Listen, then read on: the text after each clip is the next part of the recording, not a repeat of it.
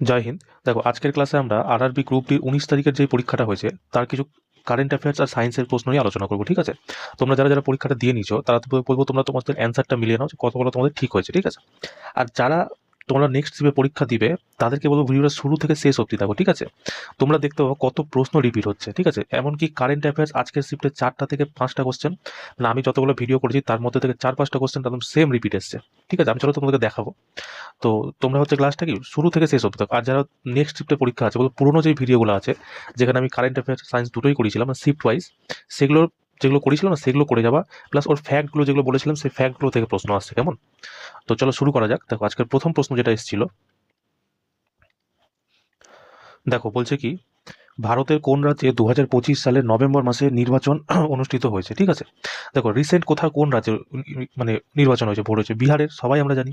কিন্তু হচ্ছে মিজোরামেও না উপনির্বাচন হয়েছে, বুঝলে তো?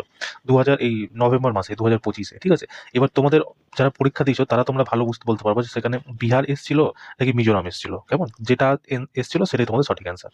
তো দেখো, নেক্সট শিফটে যেগুলো আসতে পারে, বলছে 2025 সালে বিহার বিধানসভা নির্বাচন 11 এবং 16 নভেম্বর দুটি ধাপে অনুষ্ঠিত হয়েছিল এবং ভোট গণনা 14ই নভেম্বর অনুষ্ঠিত হয়েছিল। বিহারের 243 সদস্যের বিধানসভার জন্য নির্বাচন অনুষ্ঠিত হয়েছিল। মানে সিট কত? 243টা সিট। ঠিক আছে? নেক্সট দেখো, দেখো বলছে কি, নিচের কোনটি বৃত্তাকার গতির উদাহরণ? একটি গাড়ি সোজা পথে চলছে, এটা বৃত্তাকার উদাহরণ হতে পারে। একটি অবাধে পতিত পাত্র, এটা হতে পারে। পৃথিবীর চারপাশে একটি উপগ্রহের গতি, হ্যাঁ এটা হতে পারে। পৃথিবীর চারপাশে যে গ্রহ ঘুরছে একটা দীর্ঘ বৃত্তাকার পথে ঘুরছে। ঠিক আছে? তো এটা একটা হতে পারে। বলছে একজন দৌড়বিদ সরল রেখায় চলুন, সরল রেখা কোন বৃত্তরেখা হতেই পারে না। তো কি বলছে দেখো, যখন কোনো বস্তু একটি নির্দিষ্ট বিন্দুর চারপাশে একটি ধ্রুবক ব্যাসার্ধে বৃত্তাকার পথে চলে তখন তাকে বৃত্তাকার গতি বলে। পৃথিবীর চারপাশে ঘূর্ণায়মান একটি উপগ্রহ একই রকম গতি সম্পাদন করে, তাই এটি বৃত্তাকার গতির একটি প্রকৃত উদাহরণ। কেমন? তো তোমরা যারা যারা এটা করে এসছো একদম সঠিক আছে। চলো নেক্সট কোশ্চেন দেখো, যেটা তোমাদের এসেছিল আজকে। দেখো বলছে কি, কোন কোষ সংবেদন গ্রহণ এবং উদ্দীপনা প্রেরণের কাজ করে? এটা তো স্নায়ু কোষ হয়ে যাবে না? এটা তো ভাবার কিছুই নেই। বলছে স্নায়ু কোষ শরীরের সংবেদন যেমন ব্যথা, তাপ, ঠান্ডা ইত্যাদি গ্রহণ করে এবং মস্তিষ্ক এবং মেরুদণ্ডের তড়িৎ রাসায়নিক সংকেত হিসাবে প্রেরণ করে। এই প্রশ্নটা আসে। ঠিক আছে? যে মেরুদণ্ডে সংকেত কিসের দ্বারা প্রসারিত হয়? তো মনে রাখবা তড়িৎ রাসায়নিক সংকেত দ্বারা। বলছে এই কারণে নিউরনকে উত্তেজনা সঞ্চালনের জন্য প্রধান কোষ হিসাবে বিবেচনা করা হয়েছে। ঠিক কেমন? তো সঠিক অ্যান্সার তোমার কি অপশন নাম্বার সি, স্নায়ু কোষ বা নিউরন, যেটা তোমাদের অপশনে ছিল সেটাই ঠিক হবে। চলো নেক্সট কোশ্চেন দেখো, যেটা তোমাদের পরীক্ষাতে এসেছিল। দেখো বলছে কি, একটি মৌল এলিমেন্ট কি দিয়ে তৈরি হয়? দেখো, মৌল কি জিনিস? মৌল হচ্ছে একই রকম পরমাণু দিয়ে তৈরি পদার্থ। ঠিক আছে? তো সঠিক অ্যান্সার কি হবে? একই রকম পরমাণু দিয়ে তৈরি পদার্থ। মানে কি, মৌলকে তুমি ভেঙে চুরে নতুন কোনো পদার্থ তৈরি করতে পারবে না। ঠিক আছে? মানে কি, নতুন পদার্থ তৈরি হবে না। কেমন? আচ্ছা, এর মানে কি, এর সূত্র একা থাকে। ঠিক আছে? সূত্র বলে দিবে একা থাকে। এক্সাম্পল যদি বলি, দেখো অক্সিজেন, হাইড্রোজেন, লোহা, তারপর কি বলবো, নাইট্রোজেন, এগুলো হচ্ছে কি সব মৌল। আচ্ছা, যদি বলে পৃথিবীতে এখন অব্দি পাওয়া মোট মৌলের সংখ্যা কটা? তো তোমরা মনে রাখবে 114টা টোটাল মৌল এখন অব্দি পাওয়া গেছে, যার মধ্যে কি 92টা আমার পৃথিবীর মধ্যেই আছে, প্রাকৃতিকভাবেই রয়েছে, বুঝলে তো? আর যদি জিজ্ঞাসা করে লাস্ট যে মৌলটি পাওয়া গেছে সেটার নাম কি, তো মনে রাখবে অনুসেপ্টিয়াম। অনুসেপ্টিয়াম। ঠিক আছে? এটা তোমরা মনে রাখবা।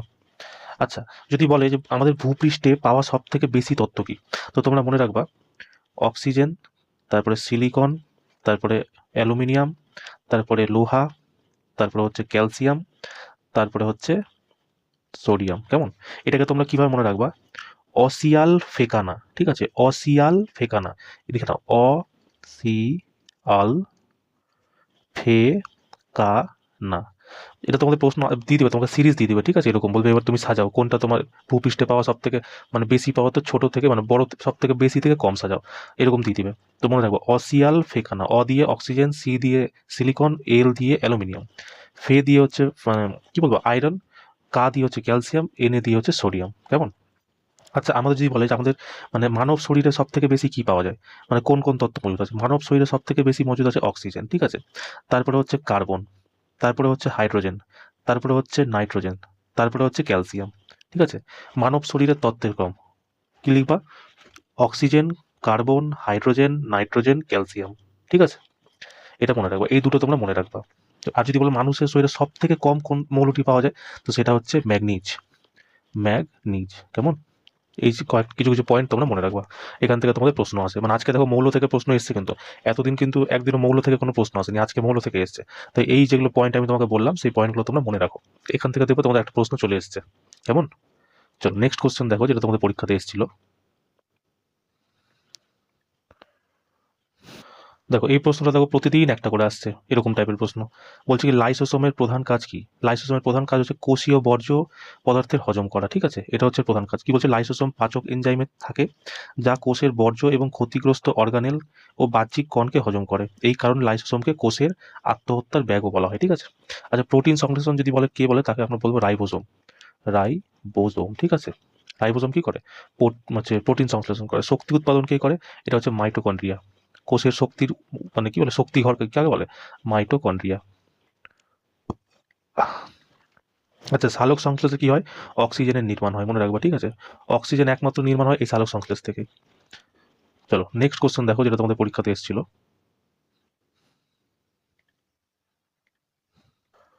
দেখো বলছে কি ক্লোরোফিল ক্লোরোফিল যদি ক্লোরোপ্লাস্টের সাথে হয়, সম্পর্কিত হয়, তাহলে স্টার্চ কিসের সাথে সম্পর্কিত? দেখো ক্লোরোফিল যদি ক্লোরোপ্লাস্টের সাথে হয়, তাহলে স্টার্চ কিসের সাথে? ক্লোরোপ্লাস্ট কি করে বলতো? ক্লোরোপ্লাস্ট হচ্ছে খাদ্য তৈরি করে, ঠিক আছে? খাদ্য তৈরি করে। আর স্টার্চ কি? এটা হচ্ছে খাদ্য হিসাবে, মানে খাদ্য রূপে জমা থাকে, খাদ্য রূপে জমা থাকে, ঠিক আছে? কি বলেছিলাম? এই যে খাদ্য তৈরি করছে, জমাকে রাখে, লিউকোপ্লাস্ট জমা রাখে, কালকে আমি তোমাকে বললাম লিউকোপ্লাস্ট। আর যদি লিউকোপ্লাস্টের মধ্যে কি, লিউকোপ্লাস্টের মধ্যে একটা ভাগ আছে অ্যামাইলোপ্লাস্ট, ঠিক আছে? যেটা হচ্ছে ভোজনকে স্টার্চ মানে খাদ্যকে স্টার্চ রূপে গ্রহণ করে, ঠিক আছে?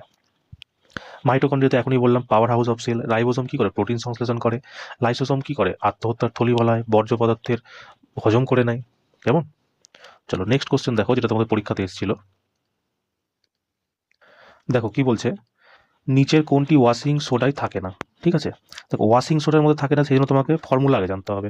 ফর্মুলা কি? Na2CO3, Na2CO3 ডট 10H2O, ঠিক আছে? এক সেকেন্ড, ডট 10H2O। এবার এর মধ্যে দেখো কি কি আছে। দেখো কার্বন, কার্বন আছে। তারপরে কি অক্সিজেন, দেখো অক্সিজেনও আছে, তাই তো? এখানেও অক্সিজেন আছে। আর কি আছে বলছে? সোডিয়াম, এই দেখো সোডিয়ামও আছে। দেখো সালফার কিন্তু নাই, তাহলে কি থাকে না? সালফার হচ্ছে আমার থাকে না, এটা হচ্ছে আমার সঠিক অ্যান্সার। যারা যারা তোমরা সালফার করে এসছো, একদম তোমাদের ঠিক আছে, ঠিক আছে? এবার দেখো কিছু জিনিস তোমরা জেনে নাও ওয়াশিং সোডার ব্যাপারে, যেমন আজকে কোশ্চেন এসছো, তো হয়তো নেক্সট ট্রিপ থেকে কোশ্চেন আসতে পারে। দেখো ওয়াশিং সোডার রাসায়নিক নাম কি? সোডিয়াম কার্বনেট ডেকাহাইড্রেট, ঠিক আছে? যেহেতু 10 আছে তাই ডেকাহাইড্রেট। কি বললাম? Sodium, sodium carbonate, carbonate decahydrate, decahydrate, hydrate, ঠিক আছে? আচ্ছা, জিজ্ঞেস করো যদি মানে ওয়াশিং সোডা বানানো হয় কোন পদ্ধতিতে? মনে রাখবো দুটো পদ্ধতি আছে, একটা সালভে পদ্ধতি, সালভে পদ্ধতি, আর একটা হচ্ছে প্রয়োগশালা পদ্ধতি, ঠিক আছে? প্রয়োগশালা পদ্ধতি। এই দুটো পদ্ধতিতে ওয়াশিং সোডা তৈরি করা হয়। আচ্ছা, ওয়াশিং সোডা যদি ব্যবহার জিজ্ঞাসা করে কিসে ব্যবহার করে, মনে রাখবো কাঁচ নির্মাণে ব্যবহার করতে হয়, ঠিক আছে? তারপর সাবান তৈরিতে ব্যবহার হয়। তারপর তুমি মনে রাখবা কাগজ তৈরিতে মনে হয়, মানে তৈরিতে ব্যবহৃত হয়। তারপর মনে রাখবা তোমরা বোরাক্স তৈরিতে ব্যবহৃত হয়। এই বোরাক্সটা মনে রাখবা, ঠিক আছে? এটা তোমাদের পরীক্ষাতে অলরেডি চলে এসছে, হয়তো নেক্সট শিফটেও হয়তো কোনো না কোনো দিন চলে আসবে। আচ্ছা, ওয়াশিং সোডা কি জলের স্থায়ী কঠোরতা দূর করতেও ব্যবহার করে? জলের স্থায়ী কঠোরতা, স্থায়ী কঠোরতা, ঠিক আছে? কঠোরতা, জলের স্থায়ী কঠোরতা তৈরি করতেও ব্যবহৃত হয়। প্লাস কি ধাতুবিদ্যাতেও তোমার লাগে, ধাতুবিদ্যা, ধাতুবিদ্যাতেও তোমার সোডিয়াম মানে ওয়াশিং সোডা ব্যবহৃত হয়। কেমন? তো এই কিছু কিছু পয়েন্ট তোমরা মনে রাখবা, হয়তো এখান থেকে তোমাদের প্রশ্ন আসলেই আসতে পারে। কেমন? যেগুলো তোমাকে বললাম না, প্রত্যেকটা তোমাদের প্রিভিয়াস ইয়ার থেকে মানে অলরেডি চলে এসেছে। যেমন জলের স্থায়ী কঠোরতা দূর করার জন্য জিজ্ঞেস করা হয়ে গেছে, বোরেক্স জিজ্ঞেস করা হয়ে গেছে, সালভে বিধি জিজ্ঞেস করা হয়ে গেছে, ঠিক আছে? সোডিয়াম কার্বনেট ডেকাহাইড্রেট এটা জিজ্ঞেস করা হয়ে গেছে, ঠিক আছে? মোটামুটি সবই এখানে জিজ্ঞেস করা হয়ে গেছে, ঠিক আছে? চলো নেক্সট কোশ্চেন দেখো। দেখো বলছে কি যে গর্ভনিরোধক বড়িগুলি প্রজননকে কিভাবে প্রভাবিত করে? দেখো গর্ভনিরোধক মানে ট্যাবলেট যেটা হয় না, সেটার মধ্যে কি থাকে? দুটো হরমোন থাকে, একটা ইস্ট্রোজেন আর একটা প্রোজেস্টেরন, ঠিক আছে? এই ইস্ট্রোজেন আর প্রোজেস্টেরন কি করে, যখন মানে ডিম্বাণুতে হচ্ছে শুক্রাণু গিয়ে মিলে, তখন কি ডিম্বাণুটা একটা পরিপক্ক ডিম্বাণু হতে শুরু করে, তারপরে সেখানে ফার্টিলাইজ হয়ে কি একটা নতুন মানে ভ্রূণের নির্মাণ হবে। কিন্তু এই ইস্ট্রোজেন আর প্রোজেস্টেরন কি করে, এখানে গিয়ে এই যে মানে পরিপক্ক ডিম্বাণুটা সেটার উৎপাদনটাকেই বন্ধ করে দেয়, ঠিক আছে। উৎপাদন বন্ধ করে দেওয়ার ফলে কি হয়, যে প্রেগনেন্সি হওয়ার যে চান্সেসটা থাকে সেটা পুরোপুরি মানে থেমে যায়। এই কারণে গর্ভনিরোধক বলি কি মানে মানে বড়িগুলো কি, এটা প্রেগনেন্সি থামানোরই একটা ওষুধ না, যেমন আনওয়ান্টেড 72, তাই না? তো সঠিক অ্যান্সার কি, যে এটি একটি পরিপক্ক ডিম্বাণু উৎপাদনকে বাধা দেয়। কেমন? চলো নেক্সট কোশ্চেন দেখো, যেটা তোমাদের পরীক্ষাতে এসেছিল। দেখো একটা কোশ্চেন তোমাদের এসেছিল যে রকেটের উৎক্ষেপণের সময় কোন বল তার গতির বিরুদ্ধে কাজ করে। ঠিক আছে, দেখো রকেট উৎক্ষেপণের বিরুদ্ধে কাজ করার প্রধান বল হলো মাধ্যাকর্ষণ এবং বায়ুর প্রতিরোধ, বা যাকে ড্র্যাগ আমরা বলি, ঠিক আছে, মানে এয়ার রেজিস্ট্যান্স আর ড্র্যাগ, যা রকেটকে উপরে উঠতে বাধা দেয়। তো তোমাদের অপশনে যে এই দুটোর মধ্যে যেটা ছিল সেটা তোমাদের ঠিক হবে। আমার মনে হচ্ছে তোমার হচ্ছে মাধ্যাকর্ষণ শক্তি ছিল, ঠিক আছে। যারা যারা তোমরা পরীক্ষা দিচ্ছ আমাকে বলিও তো যে কোনটা ছিল। কেমন? চলো নেক্সট কোশ্চেন দেখো, যেটা তোমাদের পরীক্ষাতে এসেছিল। দেখো কি বলছে, দেখো এটা কিন্তু একটা রিপিট কোশ্চেন, জানো কি? আমি তোমাকে দেখাচ্ছি, এই কোশ্চেনটা আমি তোমাকে করিয়েছি আগে। বলছে ভারতের সবুজ উদ্যোগের অধীনে পুনর্নবীকরণযোগ্য শক্তির প্রচারের জন্য কোন মিশন চালু করা হয়েছিল। ঠিক আছে, এরকম একটা প্রশ্ন ছিল, যার অ্যান্সার হচ্ছে কি NGHM, ঠিক আছে, ন্যাশনাল গ্রিন হাইড্রোজেন মিশন, মানে জাতীয় সবুজ হাইড্রোজেন মিশন। ঠিক আছে, এটা চালু করা হয়েছে। আচ্ছা এর কিছু জেনে নাও। বলছে এর লক্ষ্য ভারতকে সবুজ হাইড্রোজেন উৎপাদন করা, ব্যবহার এবং রপ্তানির জন্য একটি বিশ্বব্যাপী কেন্দ্র গড়ে তোলা, ঠিক আছে, যার বিনিময় 19,744 কোটি টাকা এবং 2030 সালের মধ্যে বার্ষিক 5 মিলিয়ন মেট্রিক টন উৎপাদন ক্ষমতার লক্ষ্যমাত্রা নির্ধারণ করেছে। ঠিক আছে, দিলা তো এই এত কিছু তো বললাম, কিন্তু মেনলি কোশ্চেন কি আসছে, এই জাতীয় সবুজ হাইড্রোজেন মিশন। ঠিক আছে, চলো আমি তোমাকে দেখাচ্ছি এই কোশ্চেনটা আমি তোমাকে কবে করিয়েছি, সেম কোশ্চেন তোমাকে দেখাচ্ছি। তারও দেখো এই কোশ্চেনটা আমি তোমাকে করিয়েছিলাম, মনে আছে? যে জীবাশ্ম জ্বালানির উপর নির্ভরতা কমাতে কেন্দ্রীয় বাজেটে 2023-24 সালে, দেখো বলেওছিলাম এটা তোমার অপশনে ছিল, মানে জাতীয় সবুজ হাইড্রোজেন মিশন চালু করা হয়েছিল, যার লক্ষ্য ভারতকে সবুজ হাইড্রোজেন উৎপাদন রপ্তানির জন্য একটি বিশ্বব্যাপী কেন্দ্র করে তোলা। 2030 সালের মধ্যে জীবাশ্ম জ্বালানি আমদানি উল্লেখযোগ্যভাবে হ্রাস করা, পারমাণবিক শক্তি মিশনের মতো অন্যান্য মিশনও এতে যোগদান রাখা হয়েছে। এরকম একটা অপশন এসেছিল, যার ছিল সবুজ হাইড্রোজেন মিশন। তো এই কোশ্চেনটা সেম আজকে আবার রিপিট হয়েছে, প্রথম কোশ্চেন আজকে রিপিট হলো। ঠিক আছে, চলো আমি তোমাকে আরো দেখাচ্ছি কতগুলো কোশ্চেন রিপিট হয়েছে। শুধু কারেন্ট অ্যাফেয়ার্সের বলছি, বাকি বিজ্ঞান আর মানে সায়েন্স তো রিপিটেডই চলছে, আলাদা কিছু তুমি দেখতে পাচ্ছ সাইন্সে। চলো নেক্সট কোশ্চেন দেখো, যেটা তোমাদের এসেছিল পরীক্ষাতে।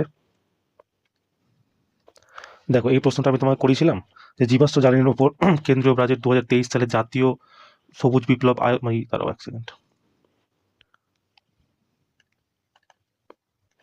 বলেছিলাম জাতীয় সবুজ হাইড্রোজেন মিশন চালু করা হয়েছিল, যার লক্ষ্য ছিল কি ভারতকে সবুজ হাইড্রোজেন উৎপাদন করা ও রপ্তানির জন্য একটি বিশ্বব্যাপী কেন্দ্র গড়ে তোলা। 2030 সালের মধ্যে জীবাশ্ম জ্বালানি আমদানি উল্লেখযোগ্যভাবে হ্রাস করা এবং পারমাণবিক শক্তির মতো অন্যান্য মিশন এতে অবদান রয়েছে। অন্যান্য মিশনের মধ্যে কি এই যে পুনর্নবীকরণ, যে এটাও একটা মিশন। এগুলো সব কোন মিশনের আওতাধীন হয়েছে? এই জাতীয় সবুজ হাইড্রোজেন মিশন। এই কোশ্চেনটা আমি তোমাকে করেছিলাম, মনে করো, পুরোনো ভিডিও দেখবা, ওখানেই তোমার এই কোশ্চেনটা করানো আছে। তো কি আজকে যেটা প্রথম কোশ্চেন তুমি কারেন্ট অ্যাফেয়ার্সের রিপিট পেলা, তাই না? তো চলো এরকম দেখো আরো 3-4টা কোশ্চেন রিপিটার আছে। আজকে 19 তারিখে ফার্স্ট শিফটের কথা বলছি আমি। চলো নেক্সট কোশ্চেন দেখো, যেটা তোমাদের পরীক্ষাতে এসেছিল। দেখো কি বলছে, যে আর ওহমের একটি রোধকে 7টি সমান অংশে কেটে সমান্তরালভাবে সংযুক্ত করা হয়। যদি প্রাপ্ত জোড়ার রোধ আর ড্যাশ হয়, তাহলে আর বাই আর ড্যাশের মান কত? ঠিক আছে, তো দেখো একটা মেন ও মানে প্রতিরোধ আছে, যার মান হচ্ছে আর। এই আর কে 7টা ভাগে ভাগ করা হয়েছে, তাহলে প্রত্যেকটা ভাগ কত হবে? R/7, তাই না? এরকম R/7 এরকম কটা হবে, 7টা ভাগ হবে। এবার কি বলছে, এদেরকে সমান্তরালভাবে সংযুক্ত করা হলো। তো দেখো যদি বলে সমান্তরালে সংযুক্ত করা হলে বলে কি বলা হয়, 1/r টোটাল সমান সমান কি হয়, 1/r1। আর1 কত আছে, R/7, মানে উপরে 7টা কি গুণ হয়ে যাবে, তো এটাকে আমি 7 করে দিলাম। আবার তারপর 1/r7, আবার 7 উপরে চলে যাবে। এরকম করতে করতে কটা টোটাল আসবে, টোটাল আমার 7খানা আর উপরে আসবে, নিচে 7/r এরকম আসবে। ঠিক আছে, এবার এটা যদি আমি এলসিএম নিই, কি হবে, আর, তো আর কাটলে কি হবে, টোটাল উপরে কত, 7 এরকম করে কটা আসবে, 49টা। তো 49/r হয়ে গেল কি 1/r টোটাল। ঠিক আছে, এবার কি বলেছে, এই প্রাপ্ত জোড়ার রোধ আর ড্যাশ হবে। দেখো এটা তো 1/r টোটালের মান 49/4, তাহলে আর টোটালের মান কত হবে, r/49, তাই তো? এটা উল্টে যাবে, কারণ এটা উল্টে যাবে। এবার কি বলছে, এই যে প্রাপ্ত জোড়ার রোধ, এই যে রোধ, এটাকে তুমি আর ড্যাশ দিয়ে রিপ্রেজেন্ট করো, মানে এই মানটাকে আমাকে বলছে তুমি আর ড্যাশ দিয়ে রিপ্রেজেন্ট করো। ঠিক আছে, আমি করে দিলাম। এবার কি বলছে, যে তাহলে আর বাই আর ড্যাশের মান কত? আর এর মান কি আছে, আর এর মান আরই আছে, বাই আর ড্যাশের মান কত আছে, R/49। আর বাই 49 যদি থাকে, 49টা কি উপরে গুণ হয়ে যাবে, তো এটা কি হবে 49। দেখো আর আর কেটে গেল, থাকলো কত তোমার 49। তো যারা যারা তোমরা 49 করে এসছো একদম তোমাদের সঠিক অ্যান্সার আছে, টেনশনের কোনো ব্যাপার নেই। কেমন? চলো নেক্সট কোশ্চেন দেখো, যেটা তোমাদের পরীক্ষাতে এসেছিল। দেখো কি বলছে, সূর্যোদয়ের আগে এবং সূর্যাস্তের পরে অল্প সময়ের জন্য সূর্য দেখা যায় কেন? এর কারণ কি? দেখো, সূর্যোদয়ের আগে আর সূর্যাস্ত হয়ে যাওয়ার পরেও যে আমরা সূর্যকে দেখতে পাই, সেটা হচ্ছে বায়ুমণ্ডলে যেসব ধূলকণা আছে, সূর্য থেকে যখন কিরণ আসে সেই বায়ুকণ মানে ধূলিকণা কি করে, মানে বায়ুমণ্ডলে যে ধূলিকণা সেটা কি করে, সূর্যের কিরণকে হচ্ছে প্রতিসরিত করে দেয়। এবার প্রতিসরিত করলে কি হয়, যে আলো মানে মানে প্রতিসরিত করার কারণ কি, আলো যখন মানে কোনো আলো যখন এক মাধ্যম থেকে অন্য মাধ্যমে আসে নিজের বাস্তবিক পথ থেকে ঘুরে দাঁড়ায়, এটাই হচ্ছে প্রতিসরণের নিয়ম। যাওয়া উচিত এরকম, কিন্তু যাবে এইভাবে।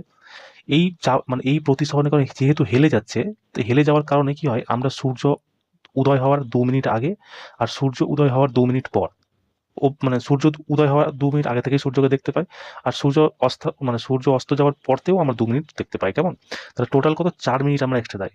এই যে 2 মিনিট আর 2 মিনিটের কেস, 2022-এর তোমরা যারা রেলের প্রিভিয়াস ইয়ার সলভ করেছো, গ্যারেন্টি তোমরা পেয়ে হবে। ভরে এসেছিল এই কোশ্চেনটা, কত মিনিট আগে কত মিনিটের পরে হয়, টোটাল কত মিনিট দেখা যায় এক্সট্রা। তো টোটাল কি 4 মিনিট হবে। কেমন? তো চলো, সঠিক অ্যান্সার কি তোমার বায়ুমণ্ডলীয় প্রতিসরণের কারণে। ঠিক আছে, আলোর বিচ্ছুরণের কারণে কি হয়, রঙের কথা বলে এটা, তাই না? চলো নেক্সট, আলোর প্রতিফলন কি হয়, যে অ্যাঙ্গেলে আসে সেই অ্যাঙ্গেলেই ফিরে যায়, এটাকে আলোর প্রতিফলন বলে। ঠিক আছে। আচ্ছা, প্রতিসরণের ফলে কি কাজ হয়? প্রতিসরণের ফলে মানে আমরা কোন অবজেক্ট তৈরি করতে পারি, সেটা হচ্ছে লেন্স। আর প্রতিফলনের কারণে আমরা কোন অবজেক্ট তৈরি করতে পারি, সেটা হচ্ছে দর্পণ। ঠিক আছে। চলো নেক্সট কোশ্চেন দেখো, যেটা তোমাদের পরীক্ষাতে এসেছিল। দেখো কি বলছে, অ্যাসিটিক অ্যাসিড এবং সোডিয়াম হাইড্রোক্সাইডের মধ্যে বিক্রিয়ার ক্ষেত্রে কোন বিবৃতিটি সঠিক? বলছে এটি একটি নিরপেক্ষকরণ বিক্রিয়া। অবশ্যই এটা কি হচ্ছে, এটা হচ্ছে অ্যাসিড, এটা হচ্ছে ক্ষার। যখন অ্যাসিড আর ক্ষার মানে অভিক্রিয়া করে, সেই অভিক্রিয়াকে আমরা কি বলি, নিউট্রালাইজেশন রিয়াকশন। সেটাকে বাংলাতে কি বলছি, নিরপেক্ষকরণ বিক্রিয়া। এটা ঠিক আছে। এবার বলছে এই বিক্রিয়ায় সোডিয়াম অ্যাসিটেট এবং জল তৈরি হয়। এটা তো করে দেখতে হবে না। দেখো সোডিয়াম অ্যাসিটেটের ফর্মুলা কি, CH3COO Na। ঠিক আছে, এটা হচ্ছে সোডিয়াম অ্যাসিটেট। তো আমরা তৈরি করে দেখি। দেখো অ্যাসিটিক অ্যাসিডের ফর্মুলা কি, CH3COOH। ঠিক আছে, এটা হচ্ছে acetic acid plus sodium hydroxide NaOH। ঠিক আছে। এবার বলছে এখান থেকে কি এই সোডিয়াম অ্যাসিডের আর জল কি তৈরি হচ্ছে? দেখো জল তো তৈরি হচ্ছে, জলের জন্য কি লাগবে, হাইড্রোজেন H2O। তো একটা H আর এখানে এতগুলো O আছে, তো এখান থেকে আমি কি জল তৈরি হয়ে যাবে, H2 তৈরি হলো। মানে কি এটা ঠিক আছে। এবার দেখো সোডিয়াম অ্যাসিড তৈরি হচ্ছে কিনা। দেখো একটা H চলে গেছে, দুটো দুটো H চলে গেছে। ঠিক আছে, দেখো একটা H চলে গেছে, এই একটা H চলে গেছে, আর আমি ধরলাম এই ওটাকেও আমি পাঠিয়ে দিয়েছি এখানে। তো বেঁচে আছে কি, দেখো CH3COO, আর এখানে বেঁচে আছে কি Na। তার মানে কি সোডিয়াম অ্যাসিড তৈরি হচ্ছে, তাই তো? তাহলে সঠিক অ্যান্সার এটাও তোমার সঠিক হয়ে গেল। তার মানে কি হলো, যে কি বলছে, শুধুমাত্র এক ঠিক না, শুধুমাত্র দুই ঠিক না, এক দুই উভয় ঠিক। এটা হচ্ছে সঠিক অ্যান্সার, এক এবং দুই উভয় ঠিক। কেমন? তো চলো নেক্সট কোশ্চেন দেখো, যেটা তোমাদের পরীক্ষাতে এসেছিল। দেখো বলছে কি, নিচের কোনটি ফসলের সাথে সম্পর্কিত একটি অজৈবিক উপাদান নয়? অজৈবিক উপাদান মানে কি, যার মধ্যে প্রাণ নেই। ঠিক আছে, মানে যে নির্জীব তাকে আমরা অজৈবিক বলি। কোশ্চেন কি জিজ্ঞাসা করছে, কোনটি অজৈবিক উপাদান নয়, মানে কোনটি জৈবিক উপাদান। আর জৈবিক উপাদান মানে কি, যার মধ্যে প্রাণ আছে। দেখো তাপমাত্রার কোনো প্রাণ নেই, খরার কোনো প্রাণ নেই, বন্যার কোনো প্রাণ নেই, কীটের হচ্ছে প্রাণ আছে। ঠিক আছে, কীট হয়ে যাবে তোমার কি সঠিক অ্যান্সার। চলো নেক্সট কোশ্চেন দেখো, যেটা তোমাদের পরীক্ষাতে এসেছিল। দেখো কি বলছে, নিচের কোন দুটি মৌলের নিউক্লিয়াসে একই সংখ্যক নিউট্রন আছে? এটা তো তোমাকে পিরিয়ডিক টেবিলে মানে 1 থেকে 20 অবধি যদি তুমি অ্যাটমিক নাম্বার না জানো, তাহলে তুমি বেরই করতে পারবে না। অ্যাটমিক নাম্বার প্লাস তার অ্যাটমিক মাস। দেখো এটা সঠিক অ্যান্সার হচ্ছে কি, বোরন আর কার্বন। কেন? দেখো বোরনের কি হয়, 5 হচ্ছে অ্যাটমিক নাম্বার, 11 হচ্ছে অ্যাটমিক মাস। তাহলে এর নিউট্রন বের করতে গেলে কি করতে হবে, অ্যাটমিক মাস থেকে আমাকে প্রোটন সংখ্যা বাদ দিতে হবে। এটা কি বলে, প্রোটন সংখ্যা বলে, অ্যাটমিক নাম্বার বলে, ইলেকট্রন সংখ্যাও বলে। নিচে এটা থাকে। তো 11 থেকে যদি 5 বাদ দিই, নিউট্রন কত চলে আসছে, 6। এবার দেখো কার্বনেরও, দেখো কার্বনের কি হয়, 6 আর 12, তাই না? 6 হলো অ্যাটমিক নাম্বার বা তুমি প্রোটন সংখ্যা বা ইলেকট্রন সংখ্যা, আর উপরে এটা হচ্ছে অ্যাটমিক মাস। তো দেখো 12 থেকে যদি 6 বাদ দেওয়া হয়, তো কত থাকে, 6। তাহলে দুটো নিউট্রন এক সমান হচ্ছে। তো অপশন নাম্বার সি তোমার রাইট হয়ে গেল। যারা যারা অপশন সি করেছে একদম ঠিক আছে, তাই না? চলো নেক্সট কোশ্চেন দেখো, যেটা তোমাদের পরীক্ষাতে এসেছিল। দেখো বলছে কি, অ্যালুমিনিয়ামে অ্যানোডাইজিং করা হয় কেন? এটাও দেখো একটা রিপিটেড কোশ্চেন। তো কটা আপাতত 3টা কোশ্চেন তুমি রিপিট পেয়ে গেলা। বলছে কি বৈদ্যুতিক পরিবাহিতা বাড়াতে, ক্ষয়রোধ এবং পৃষ্ঠকে শক্ত করার জন্য, ওজন বাড়াতে, নাকি গলনাঙ্ক বাড়াতে? এটা হচ্ছে ক্ষয়রোধ এবং পৃষ্ঠকে শক্ত বানানোর জন্য করা হয়। আমি পিছনে যেগুলো ভিডিও করেছি না, সেখানে দেখবো প্রত্যেকটা এগুলো প্রশ্ন আছে, ঠিক আছে? ওই প্রশ্নগুলোই দেখুন এখন কন্টিনিউ রিপিট হয়ে যাচ্ছে, তাই না? বলছে অ্যানোডাইজিং হলো একটি তড়িৎ রাসায়নিক প্রক্রিয়া যেখানে অ্যালুমিনিয়ামের পৃষ্ঠে একটি পুরু অক্সাইড স্তর তৈরি হয়। অ্যালুমিনিয়ামের পৃষ্ঠে একটি শক্তিশালী ক্ষয় প্রতিরোধকারী এবং পরিধান প্রতিরোধী অক্সাইড স্তর তৈরি করার জন্য অ্যানোডাইজিং করা হয়, যা ধাতুর স্থায়িত্ব বৃদ্ধি, মরিচা থেকে রক্ষা করা এবং এটিকে আকর্ষণীয় রঙে রং করার অনুমতি দেয়, যা সৌন্দর্য এবং কর্মদক্ষতা উভয় উন্নত করে। কেমন? তো এই জন্য অ্যানোডাইজিং এজেন্ট করা হয়। সঠিক অ্যান্সার তোমার হচ্ছে বি। চলো নেক্সট কোশ্চেন দেখো, যেটা তোমার পরীক্ষাতে এসেছিল। দেখো কি বলছে, হজমের জিহ্বার কাজ কি, মানে জীবের কাজ কি? খাদ্যের রাসায়নিক পরীক্ষা, খাবার গিলে ফেলা, লালার সাথে মিশিয়ে খাবার মিশিয়ে গিলতে সাহায্য করা, নাকি গ্যাস্ট্রিক জুস উৎপাদন করা? তো এটা সঠিক অ্যান্সার হচ্ছে লালার সাথে খাবার মিশিয়ে গিলতে সাহায্য করা, ঠিক আছে? তো কি বলছে, হজমের জীব খাবারের সাথে লালা মিশ্রিত করতে, চিবিয়ে খেতে সাহায্য করে। একে বলের আকার দিতে, মানে বোলাস যাকে বলা হয়, বোলাস করতে সাহায্য করে। তারপর গিলে ফেলতে এবং গলবিলের দিকে ঠেলে দিতে গুরুত্বপূর্ণ ভূমিকা পালন করে, যাতে খাবার সহজেই খাদ্যনালীতে প্রবেশ করতে পারে এবং হজম প্রক্রিয়া এগিয়ে যেতে পারে। এবং টেস্ট বার্ডের সাহায্যে স্বাদ শনাক্ত করতেও সাহায্য করে। টেস্ট বার্ড, জিভে দেখো টেস্ট বার্ড কেমন থাকে।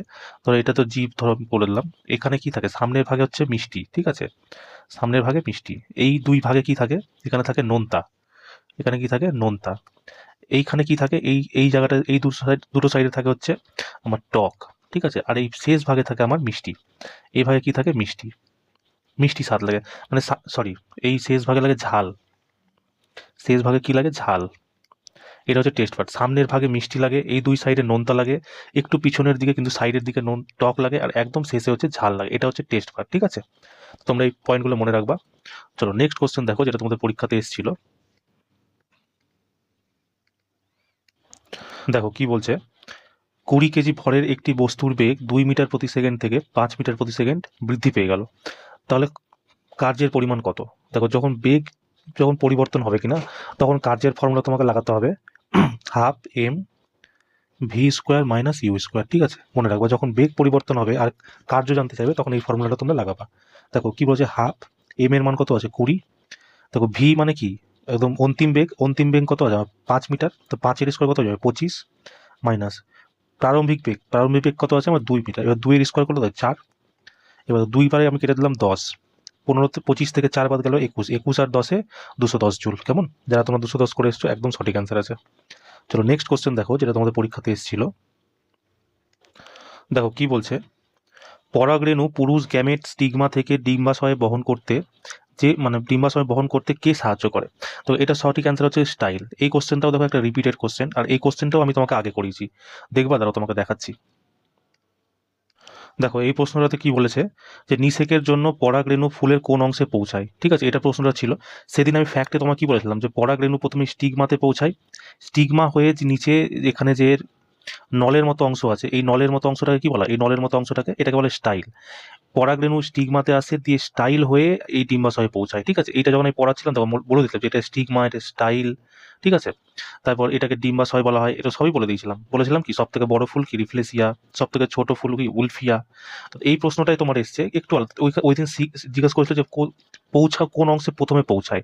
তো প্রথমে এইখান থেকে পরাগরেণু এইখানে গিয়ে পৌঁছায় স্টিগমাতে, ঠিক আছে? স্টিগমার নিচে একটা নলের মতো অংশ আছে, যাকে আমরা স্টাইল বলি। স্টাইলের নিচে এখানে ডিম্বাশয় আছে, ঠিক আছে? এখানে হচ্ছে মানে মেনলি ডিম্বাশয়টা, এই পরিপক্ক ডিম্বাশয় যখন, মানে ডিম্বাশয় যখন পরিপক্ক হয়ে যায়, তখন কি ফলের নির্মাণ করে, এটাও বলেছিলাম, তাই না?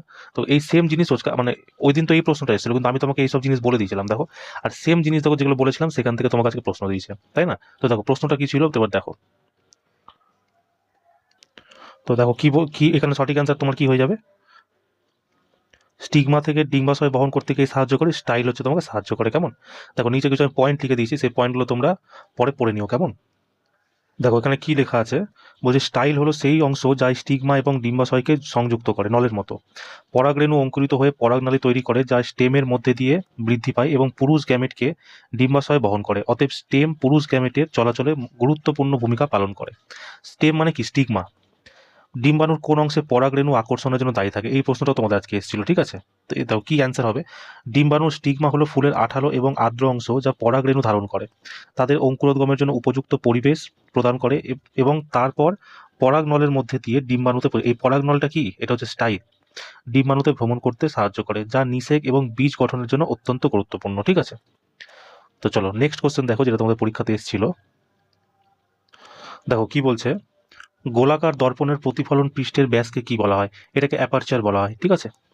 অ্যাপারচার কি বলে? অ্যাপারচার নির্দেশ করে যে আয়নাটা কতটা আলো সংগ্রহ করতে পারবে এবং প্রতিফলিত পৃষ্ঠের ঠিক আছে, এবার প্রতিফলিত পৃষ্ঠের মাঝখানের বিন্দুকে কি বলা হয়? মেরু বলা হয়, কেমন? চলো, বক্রতা ব্যাসার্ধ কি? বক্রতা ব্যাসার্ধ হচ্ছে মানে কোনো আয়নার সেই ভাগ যেখানে হচ্ছে মানে মিডিল ভাগ আর কি, ঠিক আছে? এটাকে বক্রতা কেন্দ্র বলে। ফোকাল দৈর্ঘ্য কি বলে? ফোকাল দৈর্ঘ্য হচ্ছে বক্রতা কেন্দ্র অর্ধেককে ফোকাল দৈর্ঘ্য বলে। প্রধান অক্ষ কি বলে? একদম যে মেরু থেকে একদম সমান্তর যে লাইনটা, একটা লম্বা লাইন টেনে দেওয়া হয়, সেটাকে প্রধান অক্ষ বলা হয়, ঠিক আছে? প্রধান অক্ষের নিচের কেমন মানে ছবি তৈরি হয়? এখানে তৈরি হয় বাস্তবিক, ঠিক আছে? বাস্তবিক, সোজা, বাস্তবিক, উল্টা, প্লাস ছোট বড় সমান তিনটাই হতে পারে। আর মানে প্রধান অক্ষের উপরের ছবি কেমন তৈরি হয়? এটা ভার্চুয়াল হয়, সোজা হয়, আর কি হয়? ছোট হয়, ঠিক আছে? এই পয়েন্টটা তোমরা মনে রাখো। তো সঠিক অ্যান্সার কি? সঠিক অ্যান্সার হচ্ছে অ্যাপারচার। চলো নেক্সট কোশ্চেন দেখো, যেটা তোমাদের পরীক্ষাতে এসেছিল। দেখো এত সোজা প্রশ্ন তোমার কাছে এসছে, বলছে কি সোডিয়ামের রাসায়নিক প্রতীক কি? সোডিয়ামের রাসায়নিক প্রতীক কি? এনে। একে কি বলা হয়? ন্যাট্রিয়াম বলা হয়। এরপর রাসায়নিক প্রতীক কি? এনে। সোডিয়ামকে কি হয়? চাকু দিয়ে কাটা যায়, চাকু দিয়ে কাটা যায়, কেমন? সোডিয়ামকে কোথায়? কেরোসিনে ডুবিয়ে রাখা হয়, কারণ খোলা জায়গায় রাখলে সে ব্লাস্ট করে যাবে, তাই না? কোথায় রাখা হয়? কেরোসিনে ডুবিয়ে রাখা হয়, কেরোসিন, ঠিক আছে? এই পয়েন্টটা তোমরা মনে রেখো। চলো নেক্সট কোশ্চেন দেখো, যেটা তোমাদের পরীক্ষাতে এসেছিল। দেখো কি বলছে, 2025 সালের এপ্রিল মাসে উড়িষ্যার কোন সংরক্ষিত এলাকাকে ভারতের 107তম জাতীয় উদ্যান হিসাবে ঘোষণা করা হয়েছে? ঠিক আছে, দেখো তোমাকে একটা জিনিস দেখাচ্ছি, এক সেকেন্ড।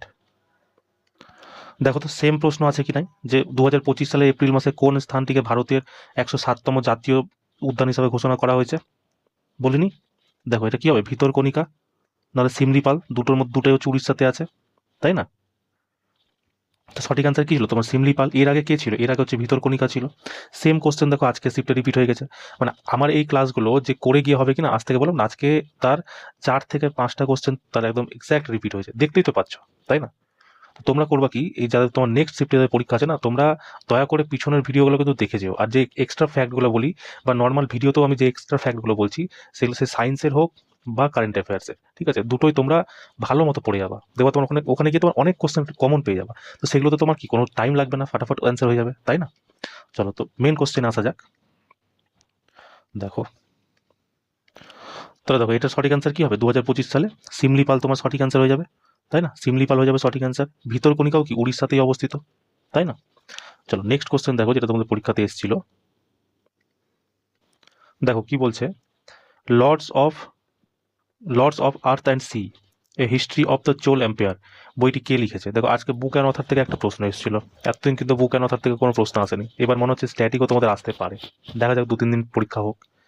তো এটা সঠিক অ্যান্সার কি? দেখো নিচে কি লেখা আছে, বি অনিরুদ্ধ কানিসেতি রচিত এবং 2025 সালে প্রকাশিত একটি চোল সাম্রাজ্যের সাধারণ মানুষের ইতিহাস, সংস্কৃতি এবং জীবনের একটি বিশদ ও আকর্ষণীয় বিবরণ, যা তার পূর্ববর্তী রচনা লর্ডস অফ দ্য ডেকানের ধারাবাহিকতা। ঠিক আছে, তো সঠিক অ্যান্সার কি? অনিরুদ্ধ কানিসেতি, কেমন?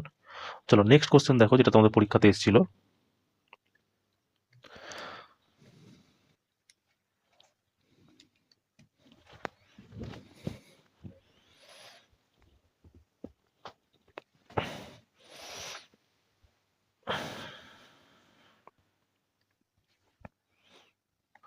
দেখো কি বলছে, গৃহস্থ তারের ক্ষেত্রে লাইভ তারের কোন রঙের কোট, মানে লাইভ তারের রঙের কোডটি কি? ঠিক আছে, দেখো এটা হচ্ছে লাল রং দেখায়। তোমাকে এই কোশ্চেনটাও আমি যখন সেদিন এক্সট্রা ফ্যাক্ট বলছিলাম তখন আমি বলেছিলাম, তারাও তোমাকে দেখাচ্ছি। দেখো দেখো এখানে আমি বলেছিলাম ঘরোয়া তারের ফিউজে কিভাবে লাইন পারাপারি করে, সিরিজ হবে না ধারাবাহিক, এই কটা কোশ্চেন ছিল। সেখানে আমি তাকে বলতাম, তখন ফেজ তারের জন্য রেড, ইয়েলো আর ব্লু লাগে, আর্থিন হচ্ছে গ্রিনের জন্য লাগে, নিউট্রালের জন্য ব্ল্যাক থাকে। ঠিক আছে, এটা আমি বলেছিলাম কিন্তু তোমার মনে করো। দেখো ওই দিন বলেছিলাম, আজকের শিফটে চলে এসছে সেম কোশ্চেন। কি বলছিলাম? যে ফেজ তার এটাকেই না লাইভ তার বলে, এটাকে তো লাইভ তার বলে, কারণ গ্রিনটাকে কি আর্থিন বলে, ব্ল্যাকটাকে কি বলে? নিউট্রাল বলে, এটাকে ফেজ বা লাইভ তার বলে। তোমরা যারা যারা ওই দিন কোশ্চেনটা করে মানে এই ক্লাসটা করেছো, প্লাস আজকে যাদের এক্সাম ছিল 19 তারিখে ফার্স্ট শিফটে, গ্যারেন্টি এই কোশ্চেনটা করে এসো বাবা, তাই না? চলো তো নেক্সট কোশ্চেন দেখো, যেটা তোমাদের পরীক্ষাতে এসেছিল। দেখো কি বলছে, 2025 সালের এপ্রিল মাসে ভারতীয় রিজার্ভ ব্যাংকের রেপো রেট কত ছিল? এটা কোন মাসে জানতে যে এপ্রিল মাসে ভারতীয় রিজার্ভ ব্যাংক, এটা ছিল 6%, ঠিক আছে? এটা তোমাকে মনেই রাখতে হবে। এটা ছাড়াও এটা যেমন আজকে রেপো রেট এপ্রিল মাসের এসছে, তার মানে কি এখান থেকেও তোমাদের নেক্সট শিফটে প্রশ্ন আসতে পারে। তো কিছু তোমরা ফ্যাক্ট এখান থেকেও জেনে নাও, যদি তোমাদের পরে হেল্প হয়ে যায়, তাই না? দেখো দেখো আজকে তোমাদের এটা চলে এসছে, এপ্রিল মাসেরটা চলে এসছে 6%। এবার তোমাকে কি জিজ্ঞাসা করতে পারে, ডিসেম্বর মাসের 5 তারিখে কত পার্সেন্ট হয়েছে? 5.25%। এটা তোমার দেখবা গ্যারেন্টি, এই কোশ্চেনটা কোনো না কোনো শিফটে তোমাদের পরবর্তী শিফটে আসবেই আসবে। জুন মাসে কত হয়েছে? 5.50%। ফেব্রুয়ারি মাসে কত ছিল? 6.25%, ঠিক আছে? এই চারটা তোমরা একদম মাথায় গেঁথে নাও। দেখো অলরেডি এই কোশ্চেনটা চলে এসছে, এটা আসার আমি প্রবল সম্ভাবনা দেখতে পাচ্ছি। একদম রিসেন্ট কারেন্ট আছে, এটা 5 তারিখে, ডিসেম্বর মাসের 5 তারিখের কারেন্ট আছে, ঠিক আছে? আর বাকি দুটাও তোমরা মনে রাখবা, চারটাই আছে তো চারটাই, তার মধ্যে 9 এপ্রিল তো তোমরা জেনেই গেলা 6% আছে। বাকি ফেব্রুয়ারি, জুন আর ডিসেম্বর। ফেব্রুয়ারিতে 6.25, জুন মাসে 5.50, আর ডিসেম্বরে হচ্ছে 5.25। মানে একদম বছরের শুরুতে আর বছরের শেষে 1 পয়েন্টেরই আছে, 6.25, 5.25, 6.25, 5.25। জুন মাসে কত আছে? 5%, 5.5%, জুন মাসে 5.5%, জুন মাসে 5.5%, আর এপ্রিল মাসে তোমার 6%, ঠিক আছে? তাহলে কি বললাম, একদম বছরের শুরুতে 6.25, বছরের শেষে 5.25। এপ্রিল মাসে আমার 6% হয়ে গেছে, তো জুন মাসে হবে 5.5%। কেমন? চলো নেক্সট কোশ্চেন দেখো, যেটা তোমাদের পরীক্ষাতে এসেছিল।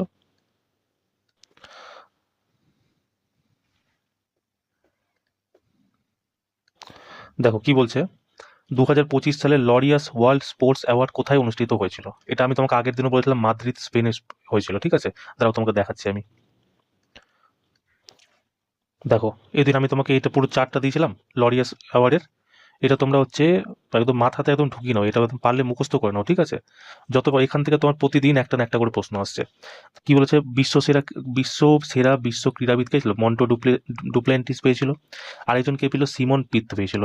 World team of the year কে পেয়েছিল? রিয়াল মাদ্রিদ, ঠিক আছে? Breakthrough of the year কে পেয়েছিল? Lamine Yamal. তারপর কামব্যাক অফ দ্য ইয়ার কে পেয়েছে? এটা পেয়েছে রেবেকা আন্দাদে, ঠিক আছে? তো এই চারটা তোমাদের দেওয়া আছে, তুমি এটা পিছনে দেবো। তোমাদের কিছুদিন আগে এই ভিডিওটা আমি তোমাকে বানিয়েছিলাম, তো ওখান থেকে আজকেও প্রশ্ন এসছে, প্লাস এর আগেও লাগাতার প্রশ্ন এসছে। তো এই তোমার লরিয়াস অ্যাওয়ার্ডের যেটা আছে, পুরোটা তোমরা ভালো করে মুখস্থ করে নিও, ঠিক আছে? এখান থেকে তোমার 1 নাম্বার একদম পাকা আছে। তো দেখলা কটা প্রশ্ন আজকে রিপিট পেলা? 4টা প্রশ্ন তুমি আজকে রিপিট পেলা, তাই না? চলো এবার চলো মেন কোশ্চেন আমাদের যেটা ছিল। দেখো কি বলছে, মেন্ডেলের টি মানে ক্যাপিটাল টি ইন্টু ছোট টি সংকরায়নের প্রথম প্রজন্মে মানে F1 প্রজন্মে কোন ধরনের উদ্ভিদ ছিল? দেখো আমি তোমার কালকেই বললাম F1 প্রজন্মে কি ছিল, একটা প্রভাবী ছিল আর একটা কি ছিল, অপ্রভাবী ছিল। এবার দেখো যখন এই দুটো এলিলের মধ্যে যখন হলো, তখন কি মানে প্রভাবশালী লক্ষণ কে দেখাবে? বড়টা দেখাবে, মানে আসবে তো দুটোই, এ তো হারিয়ে তো যাবে না, এও থাকবে, কিন্তু প্রভাবশালী লক্ষণ কে দেখাবে? বড়টা দেখাবে। তার মানে কি সকলেই কি বামন হবেন না? সকলেই কি শুধু বিশুদ্ধ লম্বা হবে না? শুধু বিশুদ্ধ লম্বা হবে না, কারণ তো এই দেখো ডবল টি থাকলে কি ছোট, যেটা মানে ছোট এলিল মানে যার কম ক্ষমতাশালী এলিল, সেটাকে তো হারিয়েই ফেলছে, সেই জন্য এটা বাদ হয়ে যাবে। এবার কি বলছে, সমস্ত হাইব্রিড লম্বা টিটি, হ্যাঁ এটা হতে পারে। কালকে বলেছিলাম যে এটা কি গাছের দৈর্ঘ্যের জন্য দেখায়, গাছের কি দৈর্ঘ্যের জন্য, তাই না? তো সঠিক আনসার কি, সমস্ত হাইব্রিড লম্বা। এটা কালকে সকালে আমি তোমাকে এই ভিডিওটা দিয়েছিলাম, যদি কালকে সকালে দেখতো তো সে ফার্স্ট স্টেপে তোমার গ্যারেন্টি তোমার এই কোশ্চেন ঠিক হয়ে যেত, তাই না? চলো নেক্সট কোশ্চেন দেখো, যেটা তোমাদের পরীক্ষাতে এসেছিল। এটা কি বলা হয়? ডমিনেন্স অফ ল বলা হয়, ঠিক আছে? কালকে এটা তোমাকে বলেছিলাম, এটার নাম কি? ডমিনেন্স অফ ল, ডল, ঠিক আছে? চলো নেক্সট কোশ্চেন দেখো, যেটা তোমাদের পরীক্ষাতে এসেছিল। দেখো বলছে কি, 2000 2025 সালের প্যারা অ্যাথলেটিক্স বিশ্ব চ্যাম্পিয়নশিপ কোন স্টেডিয়ামে হয়েছিল? বলছে 2025 সালের প্যারা অ্যাথলেটিক্স বিশ্ব চ্যাম্পিয়নশিপ 27 সেপ্টেম্বর থেকে 5 অক্টোবর 2025 নয়াদিল্লির জওহরলাল নেহেরু স্টেডিয়ামে অনুষ্ঠিত হয়েছিল। সঠিক অ্যান্সার কি? বি জওহরলাল নেহেরু তোমার সঠিক অ্যান্সার। কেমন? চলো নেক্সট কোশ্চেন দেখো, যেটা তোমাদের পরীক্ষাতে এসেছিল। চলো আজকে তোমার লাস্ট কোশ্চেন দেখো, যেটা তোমার পরীক্ষাতে এসেছিল। বলছে খেলো ইন্ডিয়া যুব গেমস 2025 কোন সংস্করণ এবার অনুষ্ঠিত হয়েছিল? এবার হয়েছিল কি 7ম সংস্করণ, ঠিক আছে? এটা কিছু ফ্যাক্ট দেখে নাও, যেমন যুব মানে খেলো ইন্ডিয়া যখন চলে এসছে, এখান থেকে প্রশ্ন আসতেই পারে। দেখো ইভেন্টের তারিখ কি ছিল? 4 মে থেকে 15 মে, ঠিক আছে? কোন রাজ্য আয়োজন করেছিল? বিহারের। কোথায় হয়েছিল? পাটনা, রাজগীর, গয়া, ভাগলপুর, বেগুসরাই, ঠিক আছে? এর শুভাঙ্কর কি ছিল মানে মাস্কট কে ছিল? গজ সিংহ, ঠিক আছে? মানে হাতি এবং সিংহের সংমিশ্রণ। এখানে খেলাধুলা টোটাল 27টা খেলা হয়েছিল, এবং খেলাধুলার প্রদর্শনী এখানে হয়েছিল। 27টা খেলার মধ্যে 3টা হয়েছিল আমার দিল্লিতে, ঠিক আছে? 3টা হয়েছিল দিল্লিতে, বাকি 24টা হয়েছিল আমার বিহারে। আর ট্যাগলাইন কি ছিল? বিহারের সাথেও খেলার রং। ঠিক আছে, এটা তোমার ট্যাগলাইন ছিল। আচ্ছা, কিছু তুমি জিনিস জেনে নাও। আজকে যেমন কি এই খেলো ইন্ডিয়া থেকে 2খানা কোশ্চেন এসেছিল, ঠিক আছে? এটা একটা এসেছিল, আরেকটা এসেছিল, তো আমি তোমাকে বলে দিচ্ছি। চলো নেক্সট কোশ্চেন দেখো, মানে এটারই দেখো। দেখো কি বলছে, খেলো ইন্ডিয়া যুব গেমস 2025-এর 4 মে, 2025-এর 4 মে তারিখে বিহারের পাটনার পাটলিপুত্র স্পোর্টস কমপ্লেক্সে উদ্বোধন করা হয়েছিল। এই প্রশ্নটা তোমাদের এসেছিল, বিহারের কোথায় উদ্বোধন করা হয়েছিল, মানে কততম সংস্করণ ছিল, ওটা একটা কোশ্চেন, প্লাস এটা একটা কোশ্চেন, কোথায় করা হয়েছিল। এটা হচ্ছে স্পোর্টস কমপ্লেক্সে উদ্বোধন করা হয়েছিল, কোথায়? পাটনার পাটলিপুত্রতে। বলছে 15 মে 2025 তারিখে শেষ হয়েছিল। এই ইভেন্টটি বিহারের বিভিন্ন শহর যেমন পাটনা, রাজগীর, গয়া, ভাগলপুর এবং বেগুসরায় অনুষ্ঠিত হয়েছিল। আর কে উদ্বোধন করেছিল? প্রধানমন্ত্রী নরেন্দ্র মোদী। ঠিক আছে, বলছে খেলো ইন্ডিয়া যুব গেমস 2025 দিল্লিতে 3টা খেলা হয়েছিল। কি কি? শুটিং, জিমন্যাস্টিক এবং হচ্ছে ট্র্যাক সাইক্লিং। ঠিক আছে, এই 3টা মনে রাখবে। দিল্লিতে যদি বলো দিল্লিতে কোন 3টা খেলা হয়েছিল, এটা বলতে পারবা। যেখানে মূল ইভেন্টটি বিহারে অনুষ্ঠিত হয়েছিল, যেখানে বাকি 27টি খেলা, ঠিক আছে, মানে যেখানে কি বলছিল, মূল খেলাটি বিহারে অনুষ্ঠিত হয়েছিল, যেখানে বাকি 27টি খেলা অনুষ্ঠিত হয়েছিল, যার মধ্যে একটি প্রদর্শনী খেলা হিসেবে রাখা ছিল কি? ই স্পোর্টস। খেলো ইন্ডিয়া যুব গেমস, যা পূর্বে খেলো ইন্ডিয়া স্কুল গেমস নামে পরিচিত ছিল, 2018 সালে নয়াদিল্লিতে অনুষ্ঠিত হয়েছিল। কেমন? তো দেখো আর কিছু কিছু পয়েন্ট জেনে নাও। এটা তোমরা দেখে নাও চারটা, যে কে কতটা পদক জিতেছিল। ঠিক আছে, এখান থেকেও তোমাদের প্রশ্ন কিন্তু আসতেই পারে। দেখো কি বলছে, দেখো যদি তালিকা দেখি, প্রথম কে হয়েছিল? মহারাষ্ট্র, দ্বিতীয় হরিয়ানা, আর তৃতীয় হচ্ছে রাজস্থান। হরিয়ানার কাছে মহারাষ্ট্রের কটা পদক আছে? 158টা, তার মধ্যে সোনা 58টা, রূপা হচ্ছে 47টা, আর ব্রোঞ্জ হচ্ছে 53টা। হরিয়ানার কাছে কতটা আছে? 117টা, তার মধ্যে 39টা সোনা, 27টা রূপা, আর হচ্ছে 51টা ব্রোঞ্জ। রাজস্থানের কাছে করা আছে 60টা, যার মধ্যে 24টা স্বর্ণ পদক, 12টা হচ্ছে রূপার পদক, আর 24টা হচ্ছে ব্রোঞ্জের পদক। কেমন? তো এই কটাই ছিল তোমাদের প্রশ্ন। তো তোমরা যারা যারা পরীক্ষাটা দিয়ে নিয়েছো, তো অবশ্যই জানিও কেমন হয়েছে পরীক্ষা, তোমাদের কত অ্যান্সার হয়েছে। আর যারা যারা পরীক্ষাটা দেবে, তারা হচ্ছে ক্লাসটা শুরু থেকে শেষ অবধি থাকো। ঠিক আছে, তোমরা তো দেখলেই, তাই না, যে কতগুলো প্রশ্ন রিপিট হয়েছে। কারেন্ট অ্যাফেয়ার্স দেখলে কতগুলো রিপিট হয়েছে। তার মধ্যে একটা কারেন্ট অ্যাফেয়ার্স ছিল, যেটা তোমরা এমনিই পারতা, যে ওই যে নভেম্বরে কোথাকার ভোট হয়েছিল, তো প্রত্যেকেই জানো যে বিহারে ভোট হয়েছিল, তাই না? তো ওটা একটা কোশ্চেন পারতা। তারপরে ওই যে হাইড্রোজেনের কোশ্চেনটা একটা পারতা। তারপরে হচ্ছে এই লরিয়াস অ্যাওয়ার্ডের একটা কোশ্চেনটা পারতা, তাই না? তারপর ওই যে কোনটা একটা দেখালাম জানো, লরিয়াস অ্যাওয়ার্ড দেখালাম, প্লাস ওই যে হ্যাঁ, ফুলেরটা একটা পারতা। সে ফুলের সায়েন্স বাদ দাও, সায়েন্স তো তোমাদের রিপিট হচ্ছে। তার মানে কি তুমি 4টা কোশ্চেন আজকে তুমি কারেন্ট অ্যাফেয়ার্স থেকে রিপিট পেয়েছো। ঠিক আছে, তার মানে কি, তো ঠিকই আছে। তুমি যদি পিছন থেকে যদি আমার ভিডিওগুলো দেখতে দেখতে আসো, যেগুলো আমি ফ্যাক্ট বলেছি, ঠিক আছে, সেই ফ্যাক্টগুলো ভালো মতো শুনে নিবা। যেগুলো পিডিএফ দেওয়া আছে তোমাদের, পিডিএফে তোমরা লিখে নিবা, মানে যেগুলো লেখা আছে সেগুলো পড়ে নিবা, প্লাস যেগুলো আমি বলেছি সেগুলো ভালো মতো শুনে নিবা, মাথায় সেট করে দেবা। ওই যেগুলো বলেছি না, ওখান থেকে তুমি 1-2 নম্বর পেয়ে যাবা মিনিমাম। বেশি তো ম্যাক্সিমাম তো জানি না কত পাবো, মিনিমাম ওখান থেকে 1-2 নম্বর পেয়ে যাবে। যারা রিপিট হচ্ছে যেসব প্রশ্ন, সেখান থেকে তুমি 4-5টা কোশ্চেন পেয়ে যাবো। কত বলো, 5-6 নম্বর এমনি হয়ে গেল। বাকি যে প্রশ্ন আছে সেটা তুমি এমনি কি বলা যাবে, সায়েন্সের তুমি কোশ্চেন দেখছো না, একই ধরনের কোশ্চেন, শুধু ভাষা চেঞ্জ করে করে রিপিট করে করে দিচ্ছে, একই কোশ্চেন দিচ্ছে। নতুন কোনো কোশ্চেন তুমি এখন অব্দি পেয়েছো যেটা নতুন মনে হয়েছে তোমার? তাই না?